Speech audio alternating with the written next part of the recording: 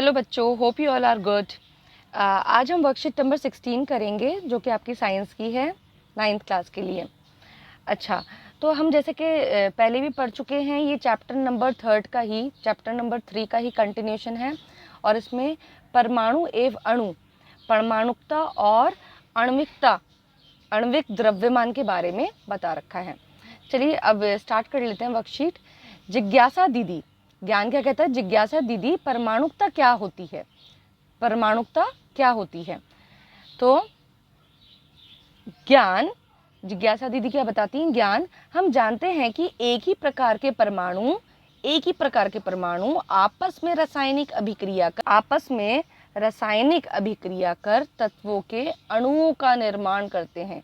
एक ही प्रकार के आपस में रासायनिक अभिक्रिया कर, मतलब कि अगर मैंने यहाँ पे ऑक्सीजन ले लिया और ऑक्सीजन की ही एक दूसरा ऑक्सीजन ले लिया तो उन्होंने क्या बनाया? ऑक्सीजन गैस बनाई, ठीक है, एक ऑक्सीजन का अणु बना लिया।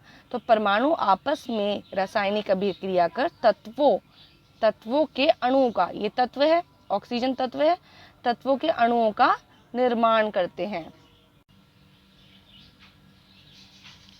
और किसी भी तत्वों के परमाणु अभिक्रिया कर यौगिक के अणुओं का निर्माण करते हैं। किसी तत्व, जैसे कि ऑक्सीजन ले लिया, वो एक तत्व है। यौगिक, कार्बन मोनोक्साइड, ऑक्सीजन लिया, कार्बन लिया और CO बन गया, कार्बन मोनोक्साइड बन गई, तो यौगिक। यह पदार्थ के अणु के कुल परमाणुओं की संख्या उसके अणु की परमाणुकता कहलाती है। क्या कहलाती है? परमाणुकता कहलाती है। इसके अंदर जितनी भी संख्या होगी, जैसे यहाँ पे ऑक्सीजन है तो ऑक्सीजन कितने लिए? O2 में 2। यहाँ पे ऑक्सीजन और कार्बन है तो ये कितने हो गए? 2। CO में, कार्बन मोनोक्साइड में 2 हो गए। तो जैसे ऑक्सीजन गैस में अणु O2 में ऑक्सीजन के परमाणु होते हैं तो ऑक्सीजन की परमाणुकता 2 हुई। या द्वि परमाणुक जल के अणु H2O में 2 हाइड्रोजन व एक ऑक्सीजन हुआ, जैसे कि H2O है तो उसमें 2 हाइड्रोजन और एक ऑक्सीजन हुआ, तो ये कुल कितने हो गए? कितने परमाणु हो गए? 3। तो कुल 3 परमाणु होते हैं, तो इसकी परमाणुकता 3 है, त्रिपरमाणुक हुआ। ये समझ में आई बात? इसी तरह से अगर हम यहाँ पर कार्बन डाइऑक्साइड ले लें, CO2, तो इसके अंदर एक कार्बन का परमाणु है और 2 ऑक्सीजन के, तो इसकी परमाणुकता अभी क्या हुई? 3 हुई। इसी तरह से अगर मैं बोलूँ ग्लूकोज C6H12O6, तो इसके अंदर ज़रा ध्यान दीजिए, कार्बन कितने हैं? 6, हाइड्रोजन कितने? 12, ऑक्सीजन कितने? 6। तो 6 को 12 में जोड़ेंगे कितना है? 18, 18 को 6 में जोड़ेंगे कितना है? 24, तो इसकी परमाणुकता कितनी हुई? 24। ठीक है, आगे देखते हैं। दीदी, वैज्ञानिक किसी रसायन अणु में उपस्थित विभिन्न परमाणुओं की संख्याओं का अनुपात तथा अणु का आणविक द्रव्यमान कैसे ज्ञात करते हैं? मतलब कि जो भी कोई भी रसायन दे रखा है, अणु दे रखा है, उसके अंदर उपस्थित जो अलग अलग परमाणु हैं उनकी संख्या को कैसे ज्ञात करेंगे, और का अनुपात तथा अणु का आणविक द्रव्यमान, कि उसके अंदर उसका कितना द्रव्यमान है, वो कैसे ज्ञात करेंगे। तो दीदी ने क्या बोला? ज्ञान, वह रसायन के एक नमूने में उपस्थित परमाणुओं के द्रव्यमान अनुपात की तुलना उनके परमाणु द्रव्यमान से कर परमाणुओं की संख्या का अनुपात ज्ञात करते हैं। इसका मतलब क्या हुआ? वह रसायन के एक नमूना, कोई भी नमूना ले लिया, मान लो अगर पानी है तो पानी का नमूना ले लिया, में उपस्थित परमाणुओं के द्रव्यमान। अब पानी है H2O, इसके अंदर परमाणु का द्रव्यमान क्या होगा? मतलब कि हाइड्रोजन का और ऑक्सीजन का द्रव्यमान। अनुपात की तुलना, इसका अनुपात जैसे कि हमने पढ़ा था कि हमेशा 1:8, 1:8 में ही मौजूद होता है, कि इनके परमाणु के द्रव्यमान अनुपात की तुलना में उनके परमाणु द्रव्यमान, इनके जो परमाणु का द्रव्यमान है उसकी तुलना करते हैं, अनुपात लेते हैं, से कर परमाणु की संख्याओं का अनुपात ज्ञात करते हैं। फिर उसकी संख्या कितनी होगी, ठीक है, उसका अनुपात ज्ञात करते हैं। ये अभी देखते हैं कैसे। जैसे कार्बन डाइऑक्साइड यहाँ पर उदाहरण दे रखा है, कार्बन डाइऑक्साइड परमाणु की संख्याओं का अनुपात 1:2 है। देखो, कार्बन 1 है, ऑक्सीजन कितने हैं? 2 हैं। CO2, कार्बन 1 है, ऑक्सीजन कितने हैं? 2 हैं, तो इसका अनुपात कितना हो गया? 1:2 हो गया। ठीक है, तो इन्होंने वही दे रखा है, संख्या के हिसाब से अनुपात हुआ 1:2, ठीक है, 1:2। अब यहाँ पर इसमें तत्व कौन कौन से थे, कार्बन डाइऑक्साइड में तत्व कौन से थे, कार्बन था और ऑक्सीजन था। द्रव्यमान अनुपात, अब द्रव्यमान वजन जो इसका भार होता है, तो कार्बन का भार कितना होता है 12 और ऑक्सीजन का भार कितना होता है 16। तो जब हमने इसका अनुपात किया तो 12 और 16 का अनुपात करेंगे तो कितना आ जाएगा, ये दोनों ही 4 के उसमें आते हैं, पहाड़े में आते हैं, 4 तिया 12 और 4 चौके 16, ठीक है, तो 3:4। अब यहाँ पर इन्होंने लिया है कार्बन डाइऑक्साइड, कार्बन डाइऑक्साइड का CO2 है, तो कार्बन कितना था, कार्बन का द्रव्यमान हुआ 12, 2 ऑक्सीजन का द्रव्यमान क्या हुआ 16 + 16 है ना, एक ऑक्सीजन का 16 था, तो 16 + 16 किसका हुआ, 2 ऑक्सीजन का हुआ, तो यहाँ पर आ गया 32, ठीक है। अब 12 अनुपात 32 करेंगे तो 4 तिया 12 और 4 अट्ठे 32, ठीक है, तो ये आ गया 3:8। ये द्रव्यमान अनुपात किसका दे रखा है, कार्बन डाइऑक्साइड में कार्बन और ऑक्सीजन 2, मतलब कि 2 ऑक्सीजन, ये दोनों का दे रखा है कि कार्बन और O2, ठीक है। अब यहाँ पर द्रव्यमान अनुपात मतलब CO2 पूरे का था। यहाँ पर आ जाइए परमाणु द्रव्यमान, अब यहाँ पे परमाणु का द्रव्यमान लिया, मतलब कि कार्बन और ऑक्सीजन का यहाँ पर लिया है, यहाँ पे कार्बन और ऑक्सीजन जितने भी हैं, ठीक है, उन दोनों का था, यहाँ पे कार्बन और ऑक्सीजन का। जब आप ये कॉपी में चार्ट बनाएंगे तो इसके ऊपर आप लिख लेंगे ये कार्बन और अनुपात O2, ठीक है, और यहाँ कार्बन अनुपात O ले रखा था, तो ये 3:4 जो कि मैंने आपको यहाँ पे बताया था। कार्बन का द्रव्यमान कितना होता है 12 और ऑक्सीजन का होता है 16, तो इसको काटेंगे तो कितना आ जाएगा 3:4, जो कि यहाँ पर ये दे रखा है। फिर अब द्रव्यमान अनुपात ये कितना था A, ये A है द्रव्यमान अनुपात, इसको भाग किससे किया है, परमाणु द्रव्यमान अनुपात से भाग किया है B, ठीक है। तो वो कैसे किया कि यहाँ पर हमको पता था कि A जो था वो 3:8 आया, इसको भाग कर रहे हैं किससे, 3:4 से, तो 3 को 3 से भाग करेंगे, यहाँ पर दे रखा है 3 को 3 से भाग करेंगे और 8 को 4 से भाग करेंगे, 3 को 3 से भाग करेंगे और 8 को 4 से भाग करेंगे, ठीक है, तो ये कितना आ जाएगा 1:2, 1:2। यहाँ पे दिखाई दे रहा है आपको, यही चीज़ थी कि हमने कितने यहाँ पर परमाणु लिए थे, एक परमाणु तो हमने हाइड्रोजन का लिया था, वो कार्बन का लिया था, और 2 परमाणु हमने किसके लिए थे, ऑक्सीजन के लिए थे। देखिए, तो मतलब कि अगर हम पूरे जो भी पूरा तत्व है, जो भी यौगिक है, उसका अगर हम द्रव्यमान, पूरे द्रव्यमान का अनुपात ले लें, द्रव्यमान के परमाणु का द्रव्यमान अनुपात ले लें परमाणु का, और यहाँ सिर्फ और सिर्फ परमाणु का कि कौन कौन से परमाणु उसके अंदर उपस्थित हैं उसका अनुपात ले लें और उन दोनों को भाग कर दें, तो हमको नंबर पता चल जाता है कि कितने अनुपात में ये दोनों मिलकर बने हैं, ठीक है। जैसे कार्बन 1 था और यहाँ पे ऑक्सीजन 2 थे। परमाणु संख्या अनुपात ये निकल कर आ गई है 1:2, ये जो निकाली है, तो कार्बन इस टू ऑक्सीजन कितना आया 1:2 आया, ठीक है, ये रहा। परमाणु की संख्या ये निकल गई, कार्बन 1 था और ऑक्सीजन 2 था। होपफुली इंपॉर्टेंट था, ये आपको समझ आया होगा। अभी हम आगे भी पढ़ेंगे तो आपको और भी डिटेल में समझ में आ जाएगा। अणु आणविक द्रव्यमान, अब अणु का द्रव्यमान हम कैसे निकालेंगे, किसी पदार्थ का आणविक द्रव्यमान उसमें मौजूद सभी परमाणु के द्रव्यमानों के योग के बराबर होता है। मतलब कि कार्बन ले, यहाँ पे CO2 दे रखा है, तो हम यहाँ पे कार्बन लेंगे और ऑक्सीजन 2 बार है तो 2 बार ऑक्सीजन लेंगे, और इन सारे कार्बन का जैसे 12 होता है द्रव्यमान, ऑक्सीजन का 16 था और दूसरे ऑक्सीजन का भी 16 है, तो इन सब का योग करेंगे। ये दे रखा है किसी पदार्थ जैसे कार्बन डाइऑक्साइड का आणविक द्रव्यमान, तो इसके अणु का आणविक द्रव्यमान उसमें मौजूद सभी परमाणु जैसे कि कार्बन और ऑक्सीजन सभी परमाणु के द्रव्यमानों के योग, उनके सबके द्रव्यमानों को जमा कर देंगे, जोड़ देंगे, योग के बराबर होता है। नीचे कुछ परमाणु द्रव्यमान दिए गए, इसका आप मुझे कैलकुलेट करके कमेंट बॉक्स में बताएंगे कि कार्बन डाइऑक्साइड का परमाणु द्रव्यमान, इसका यौगिक का आणविक द्रव्यमान क्या होगा, कार्बन डाइऑक्साइड का आणविक द्रव्यमान क्या होगा, ये आप मुझे कमेंट बॉक्स में बताएंगे। अब यहाँ पे देखिए, यहाँ पे ऑक्सीजन का दे रखा है, कार्बन का, सल्फर का, हाइड्रोजन का, सोडियम का, कॉपर का, फॉस्फोरस का, क्लोरीन का और यहाँ पर एन नाइट्रोजन का। इन सबके क्या दे रखे हैं आपको, द्रव्यमान दे रखे हैं। कार्बन डाइऑक्साइड का अणु आणविक द्रव्यमान देखिए यहाँ पे तो इन्होंने कैलकुलेट कर ही दिया है। कार्बन का परमाणु द्रव्यमान लेंगे और 2 ऑक्सीजन का लेंगे तो 12 ये था और 16 और 16 कितने हो गए 32। तो 12 और 32 कितना हो गया 44। ठीक है, इसको जमा कर दिया, सही है। तो आप मुझको कमेंट बॉक्स में एक काम करिएगा, H2CO3 इसमें हाइड्रोजन का परमाणु संख्या आपको दे रखी है, ठीक है, परमाणु द्रव्यमान दे रखा है हाइड्रोजन का, कार्बन का भी दे रखा है, ऑक्सीजन का भी दे रखे हैं।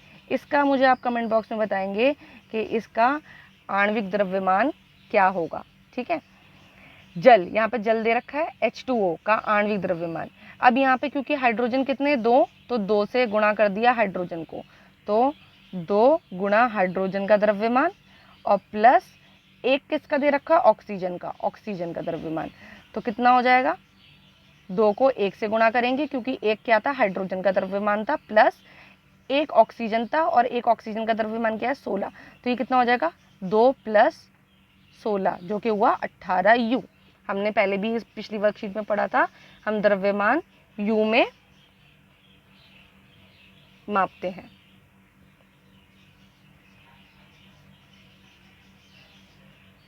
अब आगे देख लेते हैं NH4Cl। ठीक है, इसको क्या बोलते हैं अमोनियम क्लोराइड, क्या बोलते हैं अमोनियम क्लोराइड का अणु द्रव्यमान। अब N का क्या दे रखा था, N हमारा 1 है, ठीक है, N 1 है, हाइड्रोजन कितने हैं 4, ठीक है 4 है, तो मतलब कि हाइड्रोजन का जो भी द्रव्यमान होगा उसको 4 से गुणा करेंगे। यहाँ पर 1 नाइट्रोजन का, तो 1 नाइट्रोजन का जो भी द्रव्यमान होगा उसको 1 से गुणा करेंगे। और कितना दे रखा है Cl क्लोरीन, क्लोरीन कितना है 1, तो क्लोरीन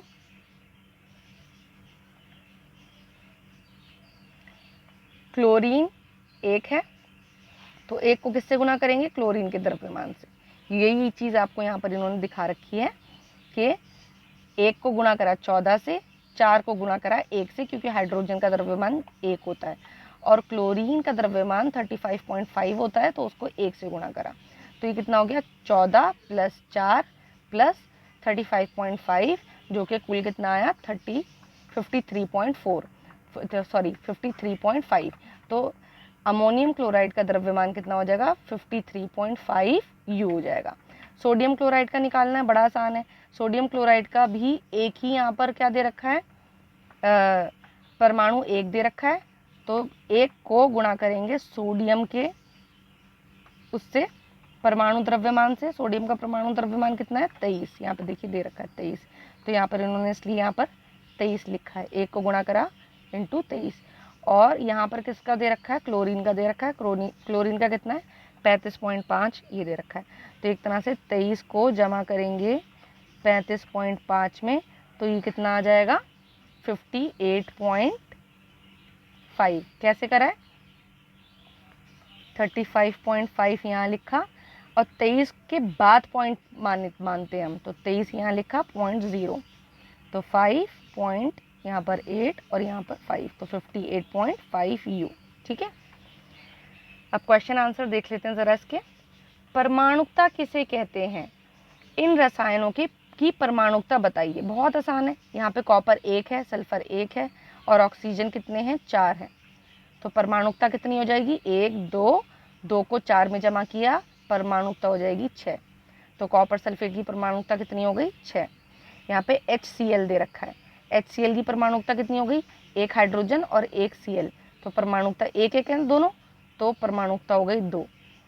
यहाँ पे S8 दे रखा है, मतलब सल्फर 8 बार आ रहा है, तो परमाणुकता कितनी हो गई 8। सोडियम क्लोराइड, एक सोडियम का परमाणु एक क्लोरीन का परमाणु, तो ये 2 हो गए, परमाणुकता कितनी हो गई 2। H2CO3, इसकी परमाणुकता कितनी हो गई, हाइड्रोजन कितने हैं 2, फिर एक कार्बन, फिर ऑक्सीजन कितना आ रहा है 3, तो कितनी हो गई 2 और 1 3 और 3 6, तो कार्बोनिक अम्ल की परमाणुकता हो गई 6। ठीक है, अब परमाणुकता किसे कहते हैं ये आपको ऊपर दे रखा है वर्कशीट में। किसी तत्व यौगिक या पदार्थ के अणु में कुल परमाणुओं की संख्या उस अणु की परमाणुकता कहलाती है। ये पूरा आप लिखेंगे और इसमें ये पूरा उदाहरण भी देंगे। ठीक है, ये पूरा का पूरा आपका आंसर नंबर 1 होगा। और ये मैंने आपको परमाणुकता यहाँ पर बता दी है, ये परमाणुकता मैंने आपको बता दी है कि इसकी कितनी है, कॉपर सल्फेट की 6, HCl की 2, S8 सल्फर का जो अणु है इसकी 8, सोडियम क्लोराइड की 2 और कार्बोनिक अम्ल की 6। ठीक, अगला क्वेश्चन देखिए, जल अणु में परमाणुओं की संख्या का अनुपात परिकलित कीजिए। ये हम पहले भी कर चुके हैं यही क्वेश्चन। जल में H/O का द्रव्यमान अनुपात 1:8 होता है, यहाँ पे दे रखा है ना 1:8 होता है। जल अणु में परमाणुओं की संख्या का अनुपात परिकलित कीजिए। चलिए ये मैं आपको सॉल्व करके दिखाती हूँ। आंसर नंबर 2 यहाँ पे देखिए, यहाँ पर इस क्वेश्चन के अंदर हाइड्रोजन और ऑक्सीजन, जल के अणु में 2 परमाणु होते हैं, कौन से, एक हाइड्रोजन और दूसरा ऑक्सीजन। तो तत्व कौन से हो गए, एक हाइड्रोजन और एक ऑक्सीजन H2O के अंदर। यहाँ पे H और O क्या हैं, तत्व हैं। अब हमको अगर इसका अनुपात, वैसे तो हमको अनुपात 1:8 दे ही रखा है, द्रव्यमान अनुपात यहाँ पे हमें क्वेश्चन में दे रखा था। यहाँ पे देखिए क्वेश्चन में यहाँ पे दे रखा है जल में H/O का द्रव्यमान अनुपात 1:8 होता है, 1:8 होता है। कैसे होता है ज़रा यहाँ पे देख लीजिए, यहाँ पे H2O दे रखा है, हाइड्रोजन का जो हाइड्रोजन 2 है और यहाँ पर हाइड्रोजन का द्रव्यमान 1 है, तो 2 × 1 करेंगे, ऑक्सीजन का कितना है 16 है। ठीक है, जब हम इसका अनुपात लेंगे तो 2:16 और यह आ जाएगा 1:8, तो यहाँ पर आ गया ये 1:8 जो कि H2O का द्रव्यमान अनुपात है। ठीक है, अब परमाणु द्रव्यमान, परमाणु के हमने हाइड्रोजन और ऑक्सीजन ले लिया, उसका क्या होगा, हम जानते हैं कि हाइड्रोजन क्या है, हाइड्रोजन परमाणु अनुपात कर रहे हैं, तो हाइड्रोजन और ऑक्सीजन लिया। हाइड्रोजन का द्रव्यमान कितना होता है 1 और ऑक्सीजन का द्रव्यमान कितना होता है 16, तो 1:16 और 1:16 ये आ जाएगा। अब यहाँ पर जो ये चीज़ B थी, यहाँ पर A/B करते हैं हम, जो कि आपके वर्कशीट में भी कार्बन डाइऑक्साइड का एग्जाम्पल जो दिया था, उदाहरण लिया था, उसमें दे रखा था। तो A क्या है आपका 1:8 बटे 1:16, तो 1 को 1 से भाग कर देंगे। ठीक है, और अनुपात 8/16, 1 को 1 से और 8 को 16 से, तो ये आ जाएगा 1:1/2। ठीक, ये जो 2 नीचे होता है, जब हम इसको रेशो में लेते हैं तो ये ऊपर चला जाता है, ये हो जाएगा 2:1, ये चीज़ आ जाएगी। तो इसका मतलब क्या हुआ, 2 तो हाइड्रोजन हुए और 1 ऑक्सीजन हुआ, तो यहाँ पे परमाणु संख्या अनुपात कितना हो गया 2:1 और 2:1, ये जो निकला है। ठीक है, अब यहाँ पे परमाणु की संख्या क्या हो गई, तो हाइड्रोजन की जो संख्या निकली वो निकली 2 और ऑक्सीजन की जो संख्या निकली वो निकली 1। ये पूरा टेबल आपको आंसर नंबर 2 में बनाना है, जैसे कि आपके वर्कशीट में कार्बन डाइऑक्साइड का दे रखा था। ठीक है, अगर इसमें कुछ भी समझ में नहीं आता तो आप मुझसे कमेंट बॉक्स में पूछ भी सकते हैं। सबसे पहले आपको तत्व लिखने हैं, जो भी कोई आपको यौगिक दिया है उसका द्रव्यमान अनुपात निकालना है, जो एक्चुअल जिसकी जो भी संख्या होगी उसके हिसाब से। फिर परमाणु द्रव्यमान अनुपात, अलग अलग परमाणु, यहाँ पे हमने संख्या नहीं ली, सिर्फ परमाणु लिए, तो उसका अनुपात अलग निकालना है, उन दोनों के अनुपातों को भाग करना है। फिर जो उसकी निकल कर आएगी, परमाणु संख्या अनुपात निकल कर आएगी, वो ये होगा। जो भी परमाणु संख्या अनुपात होगी वो जितनी आएगी वो उसका क्या होगी, वो संख्या होगी परमाणु की उसके अंदर। ठीक है, चलिए क्वेश्चन नंबर 3 पर आ जाते हैं। यहाँ पर क्या दे रखा है, दिए गए अणुओं का आणविक द्रव्यमान परिकलित कीजिए। बहुत आसान है ये, हमने ऊपर भी अभी परिकलित करके देखा ही था। यहाँ पे सबसे पहले सोडियम क्लोराइड। अब देखिए सोडियम का जो परमाणु द्रव्यमान होता है वो क्या होता है 23U, मतलब 23 यूनिट होता है। ठीक है, तो यहाँ पे सोडियम है और क्लोरीन का कितना है, क्लोरीन का 35.5। तो यहाँ पर मैंने सॉल्व कर दिया। अब यहाँ पे देख सकते हैं सोडियम को अलग लेंगे, क्लोरीन को अलग लेंगे, और क्योंकि सोडियम एक ही इसका जो एक ही इसकी वो दे रखी है, एक ही सोडियम है, तो यहाँ पे 1 लिखेंगे। इसका द्रव्यमान क्या होता है सोडियम का 23, इसको गुणा कर देंगे। प्लस सोडियम और क्लोरीन अलग अलग है, प्लस क्लोरीन का द्रव्यमान कितना है 35.5, और ये एक ही क्लोरीन है तो 1 लगा दिया, तो 1 गुणा 23 आ जाएगा, प्लस 1 गुणा 35.5 35.5 आ जाएगा। जब इसको जोड़ेंगे तो कितना आएगा, 5 नीचे आ जाएगा, 23 के बाद पॉइंट लगा के 0 लगाएंगे, 5 और 3 8, 3 और 2 5, तो ये आंसर आ जाएगा आपका 58.5U। ये सोडियम क्लोराइड का क्या है, द्रव्यमान होगा, आणविक द्रव्यमान होगा।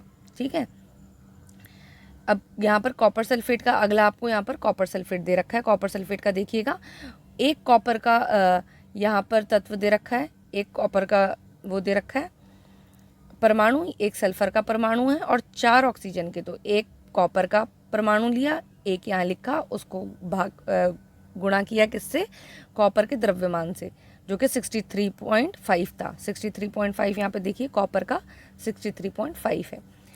उसके बाद हमने सल्फर का एक लिया, सल्फर का परमाणु भार कितना है, द्रव्यमान 32U।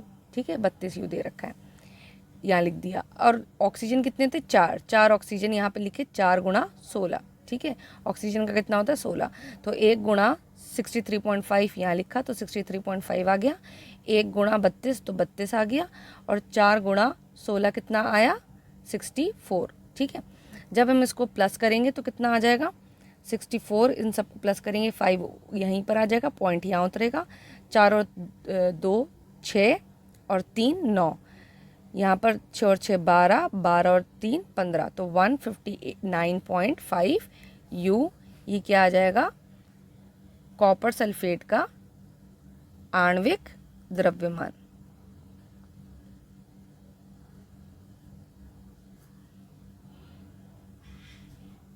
द्रव्यमान आ जाएगा, कॉपर सल्फेट का आणविक द्रव्यमान आ जाएगा। अच्छा, अब आगे जरा देख लेते हैं। यहाँ पर H2CO3 कार्बोनिक अम्ल कहते हैं इसको। यहाँ पे हाइड्रोजन का आपको पता है द्रव्यमान 1 होता है, और इसको 2 से गुणा करेंगे। कार्बन का कितना है 12 प्लस 12 करेंगे, प्लस 3 गुणा 16 जो कि ऑक्सीजन को होता है। ये आप खुद परिकलित करके मुझको इसका आंसर बताएंगे। जो पानी का है H2O का है वो द्रव्यमान आपको यहाँ, ये इन्होंने एक्चुअल में सॉल्व करके ही दे रखा है। ये इसका आंसर है लास्ट वाले का, जो जल का दे रखा है, इन्होंने निकाल रखा है 18U, इन्होंने निकाल रखा है। ठीक है, कि 2 हाइड्रोजन लिए और प्लस 1 ऑक्सीजन लिया, 2 गुणा 1 प्लस 1 गुणा 16 जो कि आया 18, ये इसका आंसर हो जाएगा। होपफुली आपको वीडियो समझ आई होगी।